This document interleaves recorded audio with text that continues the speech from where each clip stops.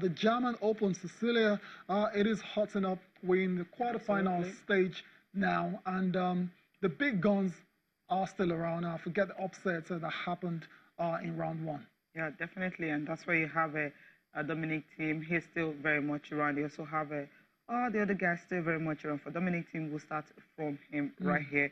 Where he was able to ace past John Millman. It was just 6-2, 6-2. Easy for him. He reached his 10th quarterfinals right now. But what you have is a Carino Buster on a Basilashvili. I think two of them, that's what you have there, and not Dominic Thiem. But let's just talk about these guys right here. Talking about them, what they've been able to do here. Carino Buster was able to actually beat Irons Benden. But then, because he retired when Buster was 6-2 up in the first set, he had a treatment, but just going to continue with the race. He had to just leave it there. Even in the second set, he was actually trailing 4 sets to love, and that's 4 games to love, and that's why he had to just retire. He couldn't continue, with the game, and that was how Buster went into the quarterfinals. End of the road for unfortunate for Bedene. The injury just didn't let him play at his maximum best. But then congratulations to third seed Carino Buster, who's gone on into the quarterfinals and is going to take on the qualifier from Georgia, Basilashvili. That's his name there. He had a lot more tough battle on his hands in his own match, and he had to really fight back from a set down to win 7-6, 6-4 against Pablo Cuevas of Uruguay. So it's going to be Basilashvili taking on Pablo Carino Buster in the quarterfinals of the German Open. All right, let's do talking tennis. The German Open, Cecilia mentioned Dominic Thiem earlier. He's the #1 seed. He's the Prince of Clay. And everyone is expecting him to go on and win in Hamburg. And he's continued his quest now with a straightforward victory. Cecilia, late yesterday, was very impressive in the way he dispersed Millman, from Australia. And Dominic Thiem, for me, like I've said over and over again, is only second to Rafael on the red death. Second, yes. I love the fact that he's second. Of course, he is. Tell me again that when he wins French Open, he'll be king of play. Yeah, okay, he'll be king for that year. That's all. No, he can't. He won't. In first it was just 33 minutes, and that's how good he can be on his day. Well, he's actually favorite to win this. Go ahead and win it. That will be his third title on clay this season. Exactly. That will be his favorite surface.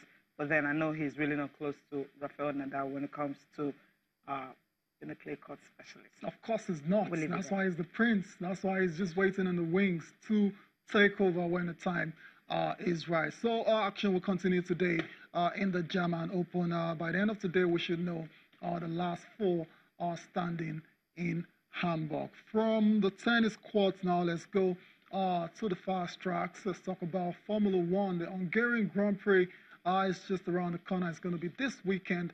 And last weekend was a dramatic one in Germany where Lewis Hamilton came from 14th on the grid to being #1 at the end of that race. And Valtteri Bottas also had a chance, Cecilia, in that particular race. And he missed his chance. But his teammates didn't miss his own chance when he presented himself. But that's in the past now. They have to look forward to what's going to happen in Hungary this weekend. But to look forward, you have to reflect on the past. Yeah, that's the reason why he felt he should have taken advantage of what happened. Hamilton was starting from 14th position, of course, but Vettel crashing out and all that. Everyone was looking at him, thinking he would be able to just take advantage of it, but then he couldn't. But this time around at Hungarian Grand Prix, he's looking forward to actually taking that chance as if it presents itself again. Right. You know how difficult it may be from history. You know, most of the drivers that have gone ahead to win in Hungary, they've not been able to win the title at the end of the season. Only Michael Schumacher did that, and that was in 2004.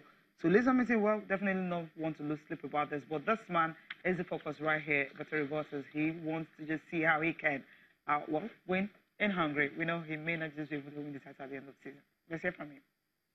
I really want to win, and for sure it would mean a lot. But yeah, it was not not meant to be again. You know, there was different things happening in the race. Obviously, when Sebastian went off, at that point I was leading the race. But yeah, just in that situation, with the state of my tires, with the rain, I kind of had no opportunity than stop, so I lost the lead. But yeah, that's life. We've seen those kind of things happening as well earlier this season, and I don't think I'm the only one. Those things happening either. So I've been in the same situation many times before, and you're always doing your own race, you know, as a team, as a driver. So you always need to calculate the risk on how much you're willing to risk your race for, you know, one position, because you can lose 5 places if you destroy your tires or something like this. Okay, we're trying to take advantage of it next time. We'll see what's going to happen in Vessel. But then, who is actually favorites to win?